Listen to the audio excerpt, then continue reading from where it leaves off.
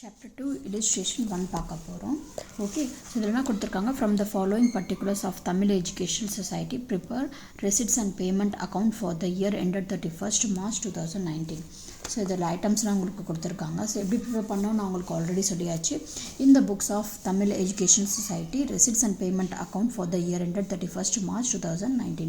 So உங்கள் accounts நோட்டில் left and right சைடில் இந்த இதெல்லாம் எழுதிக்கோங்க. Okay, receipts and payment. Okay, கொஷினில் என்ன கொடுத்துருக்காங்க பாருங்கள்.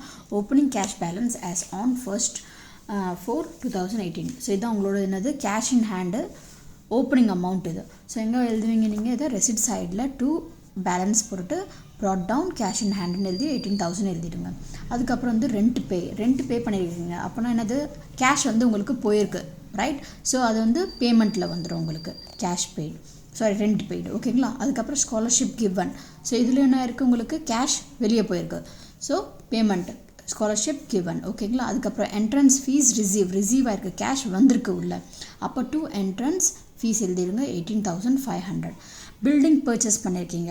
அப்போ பில்டிங் பர்ச்சேஸ் பண்ணியிருக்கீங்கன்னா என்ன இருக்குது, உங்களோட அமௌண்ட் வந்து போயிருக்கு, ரைட்? கேபிட்டல். ஓகே, கேபிட்டல் இதாக இருக்குது உங்களுக்கு. ஓகேங்களா? கேபிட்டல் பே பண்ணியிருக்கீங்க. ஓகேங்களா? ஸோ அப்போ இங்கே வரும் இது பேமெண்ட் அக்கௌண்ட்டில் பில்டிங் பர்ச்சேஸ் எழுதிடுங்க 2,10,000. ஓகேங்களா? ஸ்டாஃப் சேலரி நீங்கள் என்ன பண்ணியிருக்கீங்க, கொடுத்துருக்கீங்க ஸ்டாஃப்க்கு. அப்போ அது பேமெண்ட் கேஷ் போயிருக்கு. ஸோ 55,000. அதுக்கப்புறம் பாருங்கள் சப்ஸ்கிரிப்ஷன் ரிசீவ்டு. சப்ஸ்கிரிப்ஷன்னா என்னதுன்னு ஃபஸ்ட் அதோட மீனிங் சொல்லிடுறேன்.